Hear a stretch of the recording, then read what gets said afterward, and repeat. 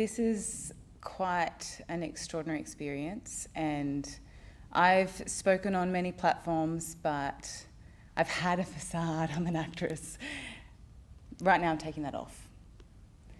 I grew up with the most beautiful family, and my parents are here. They're very special to me. However, sometimes even if you have safety in a supportive family, they can't protect you from everything. We went on a family holiday and a relative sexually abused myself and later on another sister. That changed the trajectory of our life very quickly. I didn't tell anyone. I was little, and it was earplugs. So we would drive to Townsville to see family, and that journey would be quite tedious with two other siblings squished in the back of a car, and silence in my own space just sounded wonderful.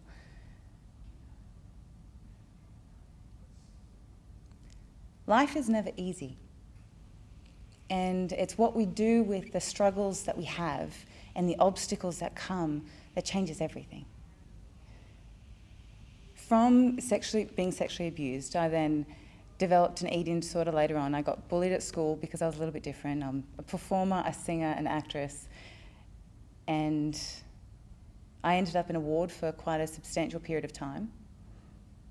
I grew up with a Christian family and quite strong beliefs. However, when I would read the Bible and it says you're more than a conqueror, and my life didn't reflect that, or when I'd go to the altar for prayer and for help and for forgiveness and for hope, and nothing would change, just niggles in the pews that, oh, she's up there again, I wonder if she'll cry this time. And when that was a common thread, I lost faith very quickly.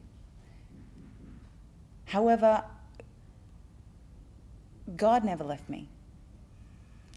And as I travelled through school and depression, and there was a myriad of different storms that came, I ended up backpacking South America. When I was a little kid, I always wanted to be Amish.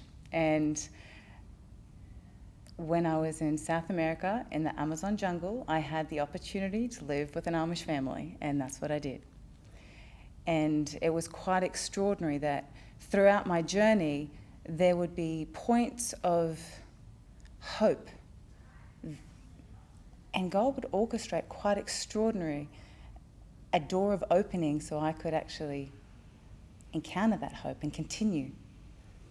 And from living with the Amish, I learned about Mennonites, and I lived with the Mennonites, and I travelled to lots of different islands, and I learned some of the language. And the thing was, I couldn't run from the sadness or the pain or the storms within. I would put it on a facade. I would keep travelling. I'd keep searching, but it was relentless. The storm within my mind, in my spirit, was relentless. And quite extraordinarily, actually,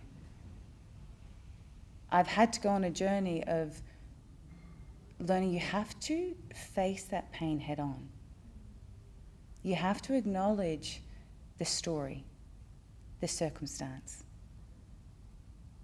not run from it anymore. So this book is me sharing my story of shame, my story of pain, that I would normally hide from because it hurts. But I want others to know that they can go to that place of pain, that place of shame, and actually find freedom there, find hope there. That what happens to you does not have to define who you become, but how you respond to whatever happens, that defines you. It's your choices. It's your mentality, it's your mindset. When I got left at the altar, that's another story, it's in the book, and there was a season of significant pain that I went through. And every day I would hike up a mountain and I'd say, Lord, let me see the significant in the insignificant things in life. Let me see hope, let me see light, because right now my whole being is encompassed by darkness. It got to a point where the pain was so severe, my body would be inflamed and it would become physical. But little by little, I changed. Little by little, I met people. I would muster cattle in the outback and become a jillaroo, you know. I saw life, I saw hope. And my journey with God, that has been a challenge and a half, because I'd get kicked out of churches. I'm not one to be subtle in my beliefs, and I will challenge them left, right and centre, because there have been so many boundaries and so many rules and regulations, but at the end of the day, I believe God is love. And that love has gotten me through death. That love has gotten me through so much pain and heartache. And when I see organisations or institutions abuse that love, I get quite fiery and passionate. I'm being quite composed right now, but I stand up. And in this journey, I'm quite spiritual, so I hear things from God. I call them pop. And I was in an acting class and I had a word for one of the actresses, and she'd been very hurt from church, and it turns out for 3 weeks she'd been praying for an answer, and the word that I had was actually the answer. And so I tagged along to her to church because I wanted to make sure this church wouldn't hurt her like so many had hurt myself. And that church became my home. I met some of the most incredible people that challenged me left, right and centre, that encouraged me to face the storm, that gave me hope because I saw victory in their lives. And I was like, if you can do that, I can do that too.